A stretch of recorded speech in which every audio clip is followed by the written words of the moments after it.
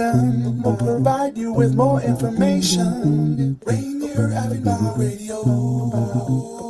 The City of Seattle is looking for a collaborative, innovative leader with experience in growing creative industries and developing equitable opportunities for the economy of the future. The Inclusive Creative Industry Director will help lead the city's recovery efforts that address the needs of Seattle's creative industry sectors, such as music, film, performing arts, nightlife, special events, emerging technologies, and more. We are looking for someone with a background in economic development, experience in the creative industries, and ability to collaboratively center the work in racial equity and social justice. Applications are due by February 23rd. For more information on the position and how to apply, email the Seattle Office of Economic Development at oed@seattle.gov.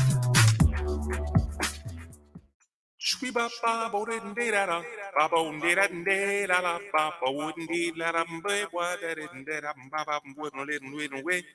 y'all, how you doing? This is that guy Curtis from R&R Live Jam Sessions. I want y'all to tap in with me every Wednesday at 5 o'clock Pacific Standard Time right here on RainierAvenueRadio.world. R&R Live Jam Sessions, baby. Holla. This is the news on Rainier Avenue Radio. One person is dead and 3 others injured in a shooting at a suspected illegal after-hours club being run out of an apartment in Tacoma, police said. Officers responded to reports of a shooting at a business at the 3600 block of McKinley Avenue. When police arrived, they found 3 adults with injuries. Medics started life-saving measures on one, but the man was declared dead at the scene. A 28-year-old man with serious injuries and a 32-year-old woman with non-life-threatening injuries was taken into the ambulance and then to the hospital. A 4th victim, a 34-year-old man, was also dropped off at the hospital in a private car. He had non-life-threatening injuries. Neighbors said they often heard loud music and partying at the apartment, but never could have imagined it would be the site of a fatal shooting. And that's your news on Rainier Avenue Radio. You are listening to RainierAvenueRadio.world. Don't forget to log on www.RainierAvenueRadio.world.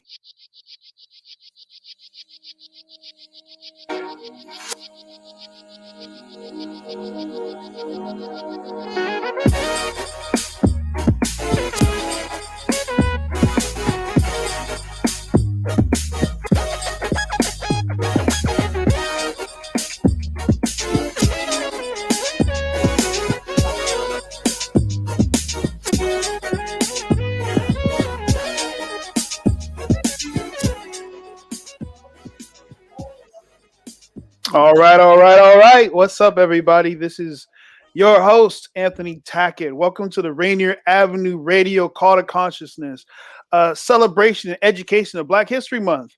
I'm Anthony Tackett. Hello. All month long in February, Rainier Avenue Radio will be showcasing musical performances, dance expeditions, race and justice discussions, and workshops. Every Friday, Rainier Avenue Radio hosts our Friday Family Film Night, showcasing films by Black filmmakers. We'll bring you Black celebrations from around the world, including Africa, France, and British Columbia, Canada.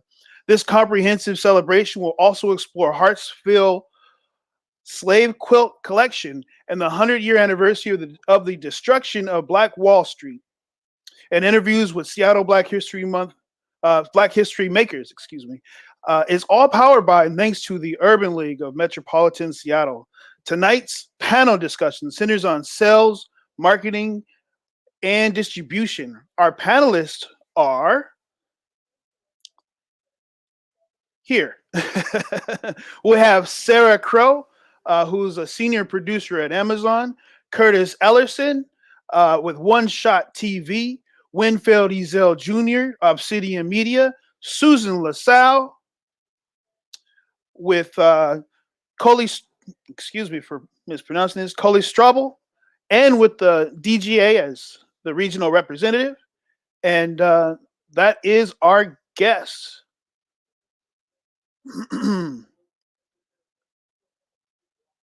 All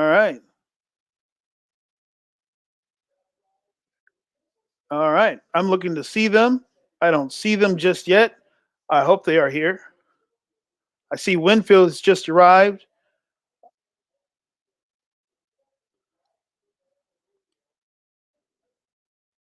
There's my guy, Winfield Ezel. How's it going, Anthony? Excellent, brother. I'm well. Okay, I guess we're going to just go with the flow. I see Susan LaSalle is here. Curtis is here. All right, there we are. I just wanted to make sure I see my beautiful people first. My legends, the people I look up to. What's up, man? I'm all right. It's good to see you all. Hey, everybody. Hey, Win. Hey, Anthony. How you doing, Susan LaSalle? Thank you. I'm good. Excellent. Happy to be here. My man Curtis down in LA making waves. He's like, yeah, waves like this. Too many waves. I need a break. Well, that's what we hope to gain is enough knowledge so we can start making our waves up here. So I did a brief introduction of you all. We only have about a few minutes before we go into our first break at 6:27. So personally, I like to dive right in. If you guys want to give a little background as we go, that's cool. Each question, I'm asking for 2 minutes from everybody. I know it's not much time. There's only 4 questions, right? I prepped you all. You have some questions. And we might open up into some Q&A later.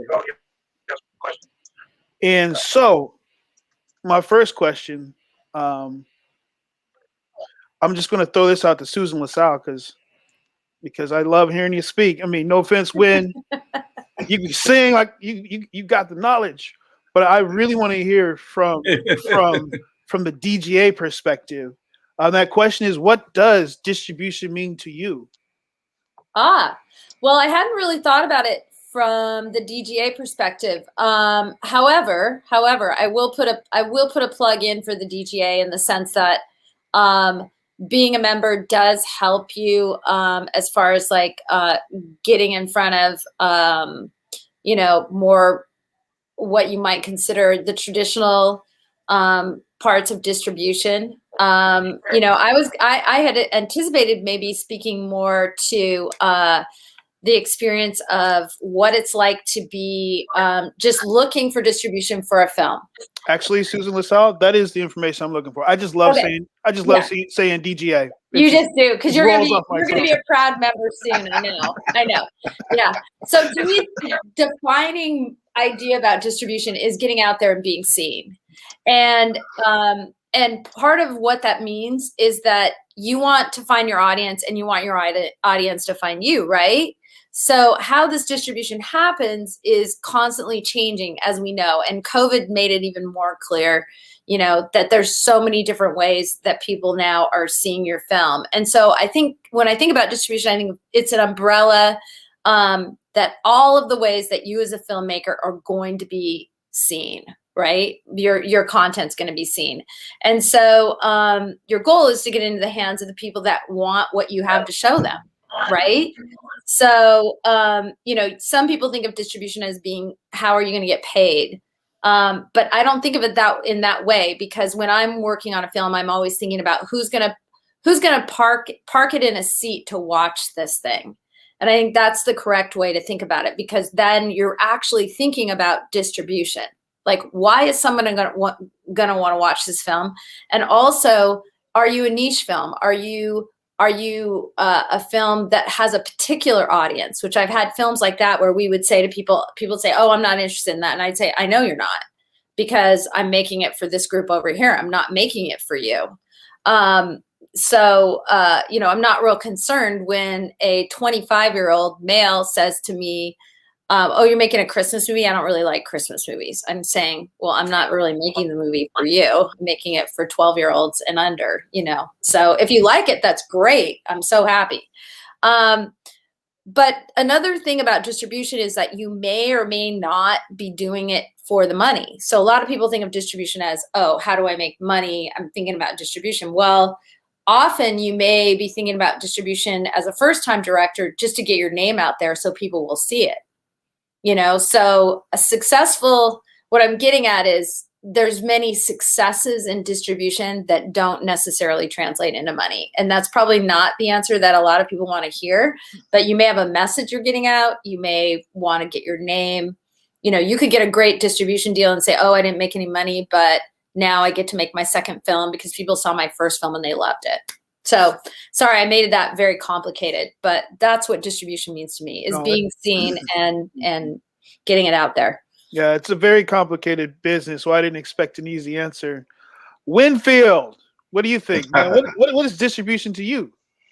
Well, I mean, first of all, I think Susan LaSalle just took all the answers right there, so I'm just gonna say ditto. No, you know, I think to build on what Susan has said, because she did really break it down. Distribution should be looked at as the mechanism by which people get to see what you make, you know, whether it be film, commercial, even music, books, a whole nine. So what I really think about distribution is, and this is where I'm saying I'm building on Susan's point, it should be first thought, what is it that you want to do? How are you going to measure your success? And then you come up with a distribution strategy that does that. Now, you know, for a lot of us, distribution, we do look at it as money. We do look at it as capital. We do look at it as the way to monetize what we've been doing. But I think we're in a grand and exciting time now, because distribution is not only ever evolving, but how you get to your customer, how you're paid by your audience is, you know, it's the wild, wild west right now. So I'm very excited about distribution. Distribution has been something that traditionally has, you know, been one of the final gatekeepers. If you did get to make a film, and if you did get that, then that was another hurdle that you had to go through. But I think right now, for those of us who are innovative enough, bold enough, and willing to kind of step out there, we have a chance to create some new avenues, some new lanes, and you know, really create some opportunities for us to reach larger audiences, even in some collaborative and some co-op models. So, you know, distribution to me is a way for you to connect, the final step in the connection from the creative process. Right on. Appreciate it. Curtis. What's up, Anthony? How's it going, man? I mean, it's going. So you out there in LA, you're in the distribution game. You're doing a lot out there. Before we get into the nitty gritty, I do want to know, what is distribution to you? Yeah, I'm deep into it. You know, I got my own distribution deal with the Struble. Well, you know, me having my own distribution deal, I'm a sales rep. It means a lot. It means being able to place not only my films, but friends and other people's films on a major platform, from Amazon Prime to Tubi to Crackle to Roku, NBC Universal, Pluto, all the major networks besides Netflix. The only reason we don't deal with Netflix is a whole nother story. That's a whole nother chapter that I could break it down why it's beneficial not to do a Netflix deal on our behalf, the way we look at the model. But yeah, it's a great thing to be able to place movies. I probably placed about 20 movies on Tubi and Amazon Prime within the last 6 months. That's what's up. Sarah, you missed the exciting intro, but you can just dive right in. The question is, what does distribution mean to you? You know, I feel like I'm doing the same. I'm just yes-anding what everyone else just said. I think distribution means who do you want to see your film, and what is your measure of success? And I think there's a lot to be said, but I feel like I mostly would be just parroting what Susan and Wynn just said. Right on. Well, we can move on to the next question, the pressing question on my mind as a filmmaker who's reluctant to push out content just because of the I don't knows in that gray area. What are the challenges you or your clients encounter while seeking distribution, and what tips do you have for them? Let's just start with Curtis, because he's been dealing with it like on the front lines. Well, you know, when I first moved to LA, which is 2007, there was a lot of problems with getting distribution. A lot of distributors wasn't being honest. A lot of them wanted you to have at least 25 to 50,000 marketing money.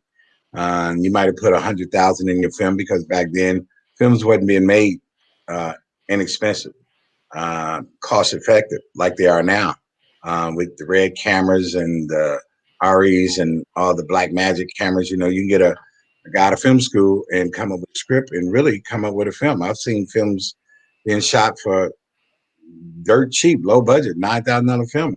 I know a movie right now that grossed over $800,000 in the last 3 years that they spent $9,000 to make. So it's about all the creative process. Where you start is where you end. Good script in, good script out. Bad script in, bad script out. I don't care who you got in the movie.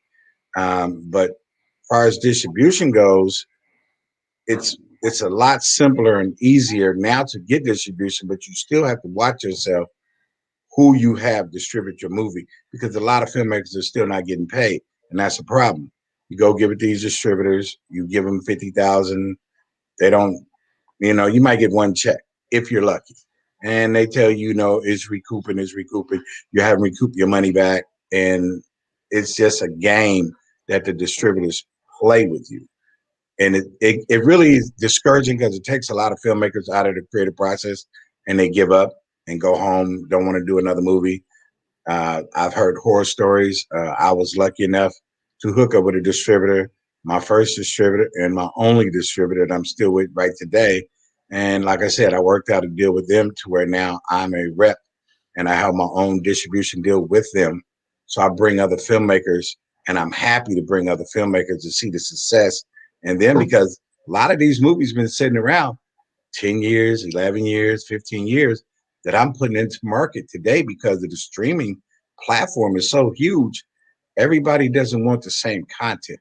So there's room out there for everybody. Word. Wow. Got me all choked up. Sarah, what do you think? What challenges have you faced? What tips can you share? I said Sarah, but I see Susan. I guess we'll just go with you, Susan, or Sarah. Hey, Sarah. Technology There it is fun. It's all right. So I think so. My primary experience is just self-distribution. So I haven't had a lot of the traditional challenges. I have a documentary about mules, and so part of what I had to do was find the equine community and find anyone that would love mules. So I think it's a lot about like finding your audience and how you can get your content to them. Something that's not going to be a problem for most anyone here, but many people wanted to just watch the DVD. They didn't, because the community of people and the don't actually stream, or they didn't at the time. And so it's like you really just need to find out like who your audience is, how they're watching content, and then really like dig in with publications and like if it's a horror film, there's like tons of people in the horror. So yeah, I think it's finding your audience and then finding how to get to them. Awesome. I am curious, if you don't mind me sharing, what is the platform that you found distribution for your film? I used Vimeo, and I made DVDs, and I just spread the word through the equine community about the documentary. Nice. Awesome. Very awesome. So really social media, very, very grassroots, as one would say. Well, that's what I love to hear, because not many people know about the capabilities of Vimeo and how it's used to push content. I know Winfield's been hitting that up for a lot of his work and to get back to his clients. You want to talk about that a little bit, Win, or let's stick with the theme of what are the challenges that you face, and use Vimeo as your tips, perhaps. I don't want to tell you what to say, but well, Vimeo, I really use Vimeo just as a holding space for clients. It was, we've been using it for years. It was one of the first places you can upload and get a truly every time consistent quality of stream, depending on what you put up there. But really, from a distribution perspective, I haven't really tapped into the monetization side yet. Purposely so, because we, and that's one thing I think, really one of the most important things that's been said in this question is what Curtis brought up, is because a lot of times for me, in my experience and the challenges that I've had, it's not, because I do a lot of, when we talk about clients, I do a lot of service work. So the distribution isn't an issue because they're either already putting it on their website, it's for a conference, it's going as a part of some sort of campaign. But now, as far as myself, the thing that I think is quite important is, like Curtis said, there were a lot of people that weren't getting paid, and there's a lot of different levels of distributors. There's reps, there's a couple of different levels, and that's where the gray area is. That's where having somebody like Curtis who understands, who could give you what to look out for somebody who is not such a reputable distributor. Because the one thing is right now that a lot of folks are realizing is that you can get your content out there, but you still are responsible for getting people to it. So what is your marketing plan? What is your promotion strategy? What are those things? Because the truth of the matter is that's where the legwork is if you're truly going to take advantage of a, I would say, low entry distribution situation, which means you're not putting much money up, or you're not getting a lot of money. And it's just you get the space on the platform. That means you have to have a rock solid marketing plan to get the people there, which is why I think right now is great, because with social media, with things are going on, Clubhouse is jumping off right now. Everybody's looking, because of the pandemic, to get us connected in different ways and get us moving in different ways. So I think it's more interesting right now that you can self-market and how do you get people to your distribution, to your distribution place that you end up. And at some point, I would even like to throw a question in there to Curtis, like, really, how does that work, of like number of plays, and when does the check start coming back? Like, what should one look at to gauge when coming up with milestones and strategies on how they should hit their marketing numbers in order to get streams? I think we have a few minutes to talk about that. If you want to chime in on that, Curtis, and then we'll leave 2 minutes for Susan before we take our break at 6:27. You want to? Yeah, like Tubi pays out on per impressions. So per impression is really how many commercials is running through your movie at the time of streaming. Amazon pays a different way. Amazon pays for viewership per minutes. So how many minutes you watch, because a lot of Amazon, you can go to Amazon Prime, which is free, and then it's based off minutes, or people can order to rent or buy Amazon. So most platforms besides Amazon does the impressions model. So you get paid how many commercials run through your films. So you have to get a lot of impressions to make money. And that's what's surprising. Like I said, I've seen people with 73 million impressions and they making money. I've seen movies do over 800,000 in a matter of 3 years, which cost them $9,000 to shoot. It's amazing. Like, platforms is crazy right now, especially with this pandemic. It was probably one of the, I would say one of the biggest influences on independent filmmakers, because everybody had to stay at home and find something to watch. So it helped independent filmmakers. So nobody was able to go out, picnic, barbecue, run around. Everybody's at home watching. So like he said, if you got a niche for marketing, or you found somebody that knew how to market and get your film and let people know, hey, you can go out and watch this film for free. Who wouldn't go watch something for free? They have nothing invested in. They could turn it off 10 minutes later if they don't like it, because they didn't pay for it, and keep it moving. So people are going to watch a lot of independent movies. I don't know if you've been watching Tubi and Pluto and Zumo and Crackle and all these models, but they're all free platforms. And now Pluto, You're breaking up a little bit. Like TV Plus on demand movies. Yeah. Okay. I'm sorry to cut you off. You were breaking up a little bit. We missed that last thing you said after when you were talking So about the other. I said, like, it's like a lot of the platforms is out there, from Krakow to Zumo to Pluto. They implemented a new system to where now they got live TV and on-demand movies for free. So with the pandemic being around, independent filmmakers are making a lot of money. They don't have to go beg the big people, the Sonys, the Universals, none of that for a deal anymore. Everything is based on streaming platforms. Streaming platforms making all the money. Nice. So thank you for sharing that, man. Susan. Closer on this one, huh?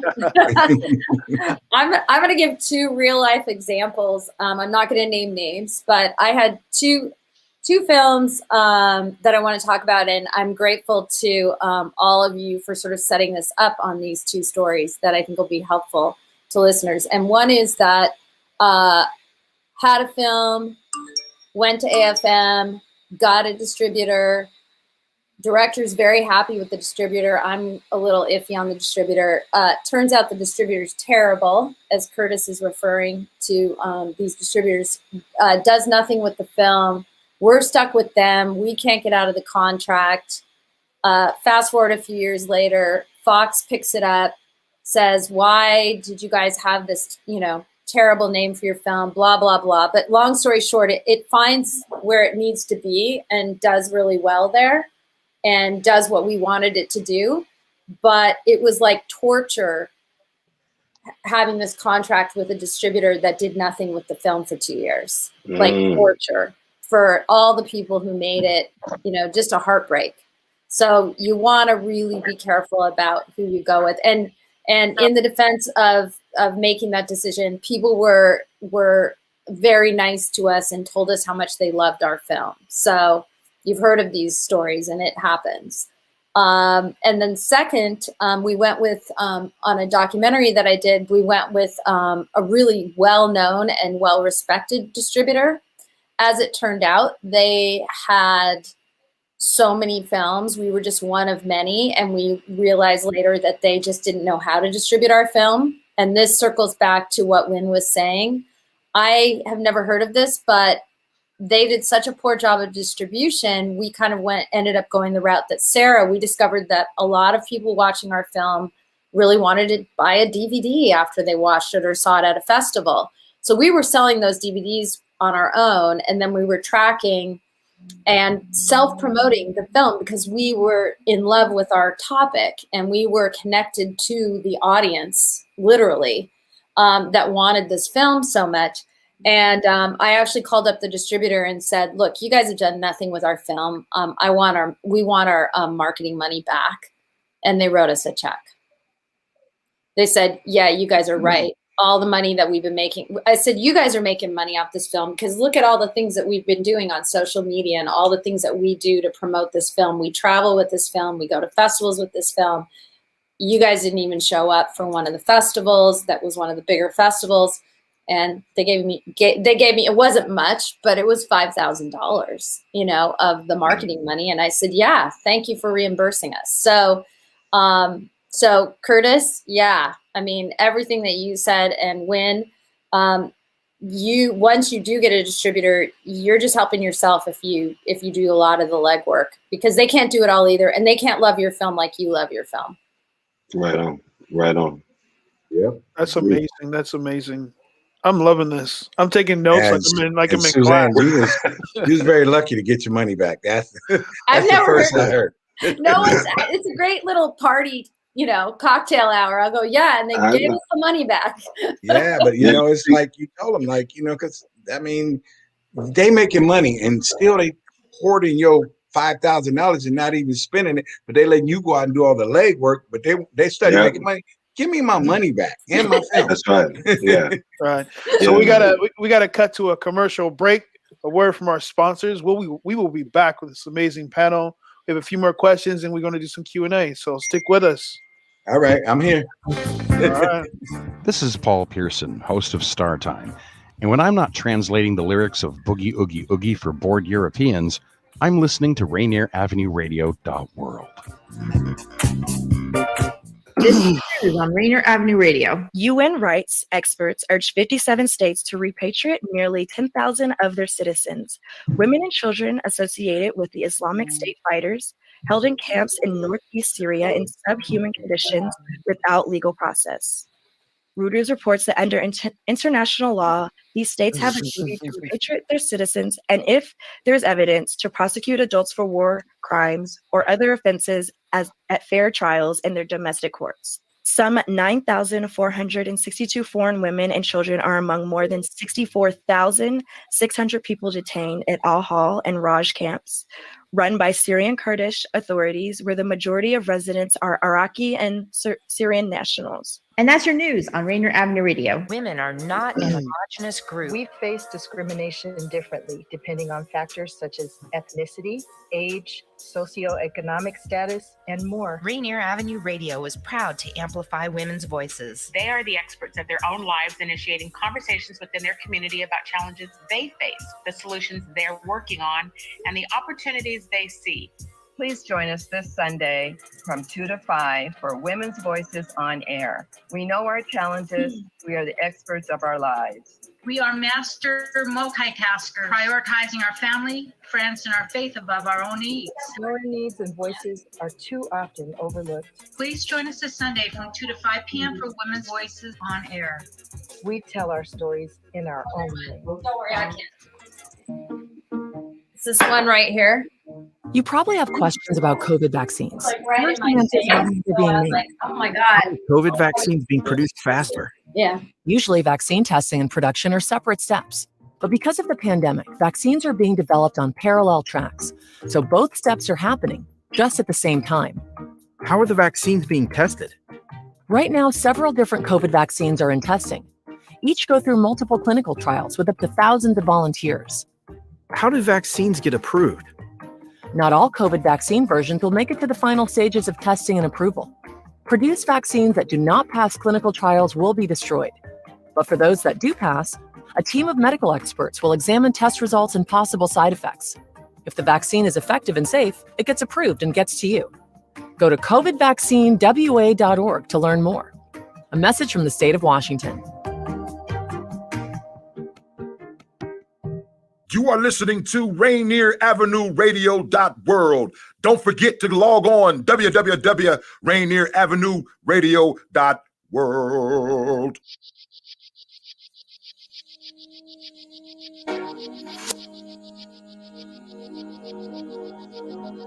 Welcome back. I hope you enjoyed your break. I hope you use that time to get some popcorn, because we're going into the second half of this panel on sales and distribution and marketing. So we are just going to dive right into our next question, because, you know, this is our audience in this case is the BIPOC community. And I would like to switch directions and go into that and see what challenges that we face. So the question I have, and I'll put this out to anyone who wants to grab it first. What have you noticed while working to find distribution for BIPOC or as a BIPOC? What challenges? Yeah, what have you noticed out there? What are the successes that you've seen? What works? And what are the challenges that you encounter? What's not working? Anyone? Real quick, because my answer is very quick. The funny part about it is, it's not that I found challenges as a Black filmmaker. It's that I found challenges as a filmmaker, and then for a Black filmmaker, it's just less of you facing those challenges. So it's less of you on the other side of the table when you're getting those challenges. So it can feel very isolated. That's why when Curtis, man, I mean, is that's one of those when us filmmakers, I mean, the young independent filmmaker in me is jumping up and down inside, because when we hear those stories, I mean, that's usually all we need. It's like golf, one good shot and you back out there the next week. So hearing that, and I think that's what it is. So the fact that there's not many of us there at all compounds the already challenges that are already out there. That's kind of what I've run into. Sounds like to me, what the problem is we need to get more, or the solution is we need to get more of us behind the distribution channels. Ding, ding, ding, ding, ding, ding, ding, ding. Like Mr. Curtis over there is leading by example, the trailblazer. And so let me ask you, Curtis, have you been running into anything as a BIPOC? So or tell us what works. What's the benefit of being a BIPOC? What is the challenge that we encounter? I'm gonna tell you, there is really no challenge nowadays. Within the last, I want to say 2 years, I won't say there's no challenge. The challenge is to find a good distributor. Take that back. Your challenge is to find a straight up distributor, a distributor that will give you recommendations of who they deal with, so they're paying you on time. Because outlets are out there now. There's no more you can't. And your film doesn't have to be a blockbuster. It doesn't have to be where you spent $1 million. It doesn't have to be none of that. I've seen guys that I know spend $200,000 on a film, and here's a $10,000 film outperforming them 10-1 every month, every quarter. I get to see the numbers. I get to see a lot of numbers, and I'm watching what performs and what don't. I'm literally watching movies that these guys just grabbed a bunch of their friends and a camera and went and shot things. They didn't have no known actors, nobody you're going to recognize, but they're making money because, just like Susan said, there's a niche. There's certain kind of films out there people are watching, and a lot of them are hood movies because they can relate to what they live and live and breathe every day in their own hood. So they're not used to the Denzels and the Jamie Foxxes and the Will Smith type movies because that's not what they live and see every day. So hood movies are really, really huge right now. If you go to Tubi, if you go to Pluto, they have a section called Black Cinema. And when you will see a lot of independent filmmaker movies that you have no clue, never heard of before, never seen, and people are watching these movies. So independent filmmakers keep making movies, even if you don't think it's great. Try to make the best movie possible, for sure. But don't give up thinking like, oh man, I'm not gonna get distribution for it, because it's just like the music game. I look at the movie business now like the music industry used to be back in the day when rap first started. Everybody wanted to be a rapper. Everybody started getting their own studios, and then all of a sudden the rap blew up. Deals were being made. The movie industry, trust me, the independent movie industry is headed this way because Hollywood can't go out and make these films, and nobody's going to. You're breaking up a little bit. It has smaller movies. You said Hollywood. They're looking for smaller guys.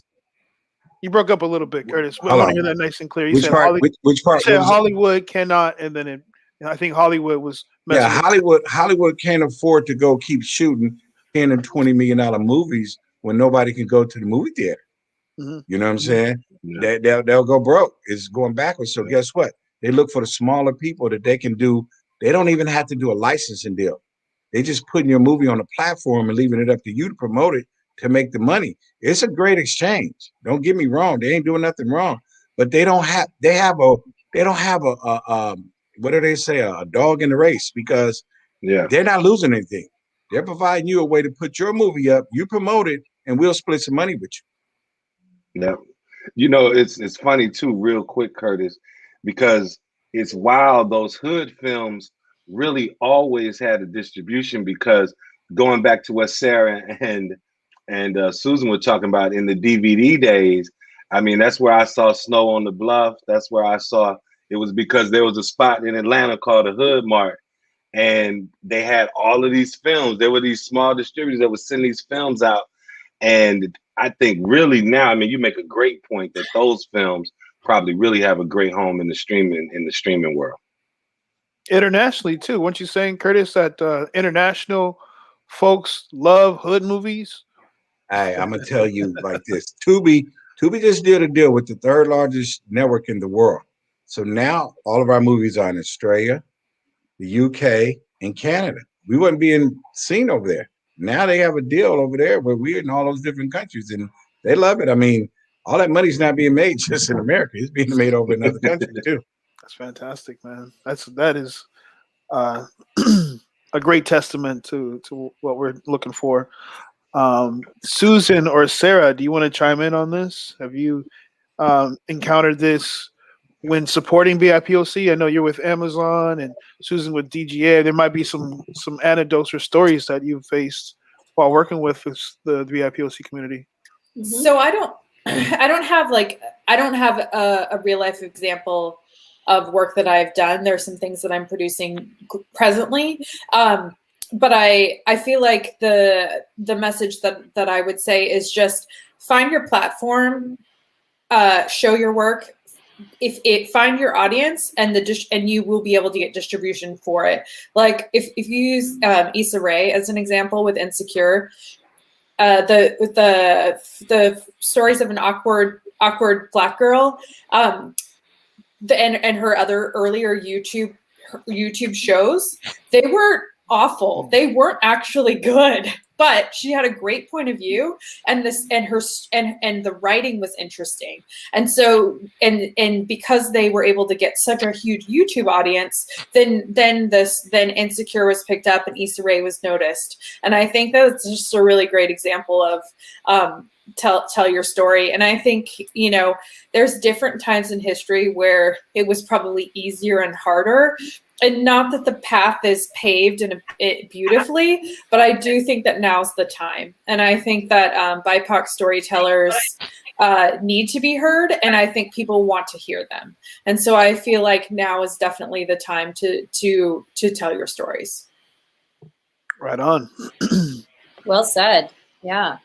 And just to build off of what Curtis was saying, there's a film that I worked on in 2019, both DGA and also a all Asian cast with one African American and one white man, and that's how everyone referred to each other on set, and it always got a laugh. It was because most of the cast was Asian, and that. To Curtis's point, that film is doing well for the rest of the world. So you may look at the film from an American point of view and say, oh yeah, that's a great little film that came out of the Pacific Northwest. But when they workshopped the script, it was workshopped at Cannes. It was one of a few films that was workshopped there script-wise, and it was a featured film in the Cannes marketplace. So in other words, we were grabbing headlines every single day there. So I think sometimes you get in your own little bubble and you say, oh, who's going to want to see my film, or will anyone like it? And it's the globe really is your oyster right now, because audiences are looking for content. And you mentioned Tubi, Curtis, and I just watched my first film on Tubi because I was desperate to see this film, and that was the place that I could see it. So, and again, it's a topic that I'm particularly interested in, but now with your little device, you can just talk into the device and find the film that you want to see. And that's great for all of us, that people can find these things. So I think there are challenges still, but I think that to everyone's point, the time is now. It's never been like this before. I agree. And the challenge is, go out and just make a good film. It don't have to be great. It ain't got to be, Hollywood blockbuster where you're going to win an Oscar. Yeah, everybody shoot for the stars, land on the moon. But make a good film so when you do approach a distributor as myself, I'll be like, let me have that film. I need that film. You're going to make some money. I got a film coming out right now dealing with Melody Camacho. It has Tiffany Haddish, John Witherspoon, Earthquake, everybody in it. And guess who she bringing it to? She bringing it to me. Nice. I can't wait to put this film out. It's called Booster. It's gonna be a hit. I'm gonna go off the script. I had some questions prepped. I'll come back to some of them, and we have some Q&A from the audience. I definitely want to get into, but this kind of brings up a scenario and a question. I worked on a film that already had a distribution deal before they started production. They were given $1 million blockbuster deal, to kind of date myself, to go and shoot the film. So it was already, done in terms of finding distribution. Does that exist today? Are there companies offering distribution deals based off your vision, based off your script, or is it the other way around now? I mean, I would say. Great question. I'm waiting to hear that. I would say yes, but I think that if you've already shown your work and you've had proven success as a director, a writer, or producer, you might get given money to make something else. But I think it's far more rare to get given money to make something when you don't have a track record to start with. Yeah. What about you? That's very true. And case scenario, I'm in the middle of a deal right now where I did a series for some guys, and it was a 6-part series. We got contacted by a company through the distributor, and we're trying to work out a deal for season 2, 3, 4. And they're going to put up the money because they did see season 1, and season 1 was doing very well. So they approached us and said, hey, we want in on that. So yeah, if you got a body of work, or you doing definitely if you're doing numbers, you know what I'm saying, which these filmmakers can go to them and say, look, I've made $1 million in the last 2 years on my own. Imagine what I could do with a monster giant behind me. You know what I'm saying? I got this big old company behind me with billions of dollars. I made $1 million on my own. We can make a whole lot of money together. It's like they did with Tyler Perry. Remember when they wouldn't let Tyler Perry into the movie industry and he was just selling DVDs of My Dear? Now look where he's at. Yep. Mm-hmm. Yep. Mm-hmm. Yep. He also slept on a lot of couches. Every time I hear folk tell the Tyler Perry story, I got to remind them of the work that brother put in to get where he is, because he slept on a lot of couches and he put a lot of people on too. You know, all of those actors. And he created a community. So I think that's one of the solutions as well. Is find yourself a community willing to go all in with you. You know. Wow, this is great stuff. I'm running out of notepad space. I hope the audience is having the same encounter. I see our legendary friend Karen Zam chimes in and says, fascinating the similarities between the film and music industries when going indie. And I think that is a great point. So I've heard war stories in music, and it's almost the same conversation verbatim. And so I do want to ask this last question. I feel like we already have the answer, but I feel like we should also drill it in. I'm learning that in Evergreen, sometimes you have to repeat things 7 times for the audience to get it. And so it's not going to be the 7th. Well, actually, if you do the count of all the people, it's probably the 7th time. What would you suggest to the filmmakers watching to find distribution? Call me. Okay. That's what I'm doing. It's as easy as that, people. I ain't hard to find. Hey, trust me, I ain't hard to find. Yeah, man. Because I played some movies that was 11 years old that friends of mine had got out of the movie business. They didn't make it. They film didn't get picked up. Working. They back in the business now because they films start making $10,000, $11,000 a month. And these films are 15 years old. Mm-hmm. Mm-hmm. So there is an audience question from my good friend Paul Jackson. How do we get in contact with your guests? I'm under Boss Curtis on Facebook. I ain't hard to find. Boss Curtis on Facebook. Paul Jackson, you know where he's at. He's in the African filmmakers he's in the Seattle Filmmakers of the African Diaspora. He's there. He's also on Facebook under Boss Curtis. You know, he's a friendly guy. He's saying send him a friend invite. Or they can go check out some of my work on my website, which is oneshotfilms.tv. Yeah. And we heard about the grassroots level, just hitting up Vimeo and setting up your page. What other methods am I not hearing?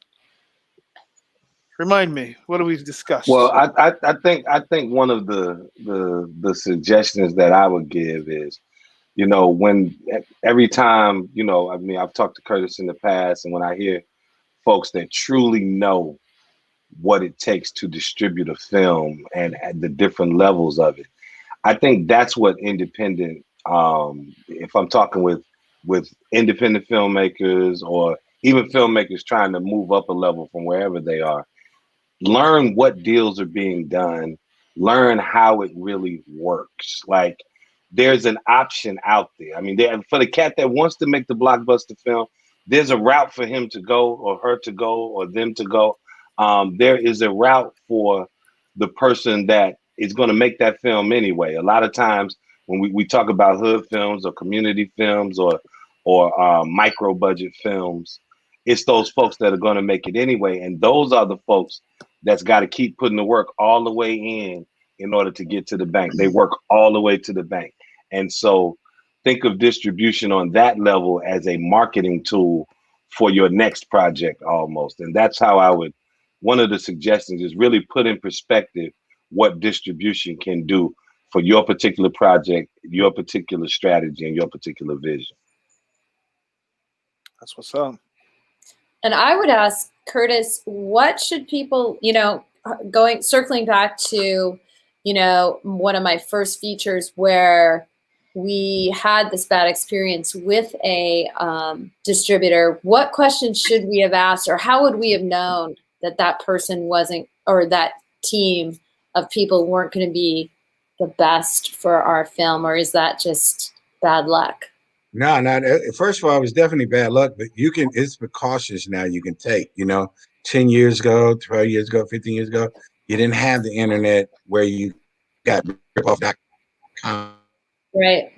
You got all these other sites where you can go check. And the first thing I did when I was seeking distribution for my first project 11 years ago, I asked all the distributors, why should I put up 25 to 50,000 in marketing?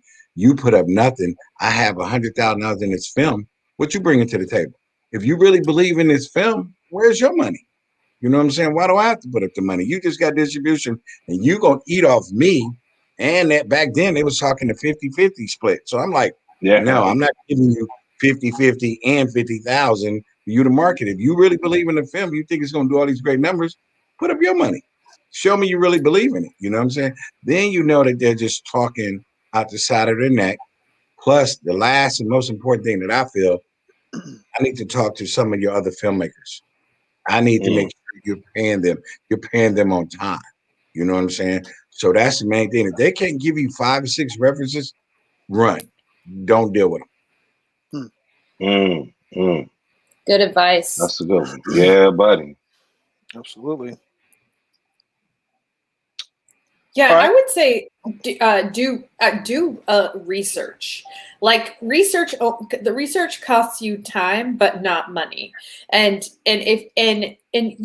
like not on Amazon and Netflix, HBO Max. Like, go look at the Tubies. Go look at YouTube might be a little bit too big right now, but go and find all the different platforms and see where the type of stories that you're telling are being seen, and then go and chase who's making them and who's distributing them. And because if you have a point of view, there's probably a platform for that point of view. And if you can find the people that are showing your type of stories, then hopefully you can help get them seen. Right on. I got a question for you, Curtis, as well. What about short form content? Because we're talking about distribution. I'm sure there's some folks out there who are like, okay, that's all great, but I'm trying to make my film, or I'm doing short form content. A lot of folks will make something long and then break it down so that they can try to build traction over the streaming side. Is there distribution for short form content? Like, where is that happening now? It used to be. Yes, they do. Perfect example. I have a movie, not a movie. I have a cooking show that I did 10 years ago called Hood Kitchen, cooking with the bare necessities in your house. That's on Tubi. It's 30 minutes long. I placed another, it was a 10-part series. It was called Life's a Joke. It was what it was. It was like each episode was like anywhere from 10 to 15 minutes. Gotcha. Eventually they pulled it, but it was on for about 2 years. You know what I'm saying? It just wasn't doing anything. It was a comedy. It was more of a sitcom type comedy, but they had 10 episodes and there was 10 and 15 minutes apiece. So yes, that does work. Like I said, the series that I'm in negotiations with right now, where they want to put up the money to do season 2, 3, and 4, those are 24-minute episodes, and it's 6 episodes. So yes, there's an audience. You can go see it. You can go see them on Tubi TV. It's called The Real Side Chicks of Charlotte. Right on. Okay, then. So we have about 5 minutes. I'm sorry. We have 5 minutes left, but there's a thought. I was going to ask everyone to go down and mention, or just kind of closing thoughts, what you have. And I heard someone about to speak, so I'll give that to you. And also, let's let the audience know how to get in contact with you. Sure. Oh, I was just going to say, just bouncing off of the short films, there are a lot of short film packages where they'll package up different short films, and I've seen an international TV will do play like 4 minutes and 10 minutes and lots of different times that work better than the US a lot of times. So I would say look to the world. Like, don't just look in the US to see what's going to fit. And I mean, I think everything comes back to content. Like, if you're telling good stories, just don't stop trying to get it in front of people that will believe in those stories, and know that it's going to take a lot of work. Like, nothing, don't expect anything to get handed to you, because you might be one of the lucky ones, but chances are most people with success have worked really hard to get there in the first place. Excellent. Susan, you had a thought? I did. One thing we didn't mention was film festivals and the role that plays in distribution. And that actually plays a very, very large role for a lot of films. I know currently COVID, we kind of got shut down on that, but getting a few wins, a person who was repping one of my films, and I think she's one of the smartest people. She actually, we were trying to get into Sundance and some of these bigger festivals, and she said, for your film, wouldn't you rather be a big fish in a little pond? And we took her advice for our premiere, and we actually won Best Documentary, which put us in front of other festivals and then put us into a bigger festival because we were a winner in more of what would you call it a niche market. So I think festivals play a really huge role in who looks at you after the fact. And also, a small festival might get you into a bigger festival later, depending on the festival and who attends these festivals. So it's just something to keep in mind. Excellent. Win or Curtis, we have about 2 minutes. One minute. Well, look, I'm going to defer to Curtis, brother, because you've been hitting with gems all night. All right. Another quick note. Definitely watch yourself when you see these aggregators out there like Dibbler. You can pay them $1,500, $600. Watch those. Definitely do your research on those. Just like Dibbler went out of business. Don't just jump into something and thinking, okay, I can keep all the money. You don't get something for nothing. So watch the people that's telling you, oh man, you can go to Dibbler, you can go to these different aggregators and just put your own film on. Don't go to the distributor. The distributors have clout. It's just like in the music business, Sony, Universal, so and so. If I put a song on Spotify, I'm not jumping in front of Beyonce and Jay-Z and none of that. It's not going to happen. So pay for what you get. You know what I'm saying? So you have to watch yourself. Don't just throw away your money and then you look there, with egg on your face. You still haven't went anywhere. All right. Well, we gotta wrap it up, man. I promise you, we're gonna do a follow-up podcast on Rainier Valley Radio. But we have to end this show. This is just a moment for us to collaborate. I appreciate you all for being here. We have coming up Friday Family Film Night, and we will show Change in the Family, a Sam Hampton film, in A Sam Hampton film. So please enjoy the film. Thank you to our guests for coming. We will continue to do this. We have a follow-up next week on racial equity and film production. I hope you all can tune in. Have a good weekend. Love you all. Love You too. Hey, nice meeting everybody. And we need to do this again.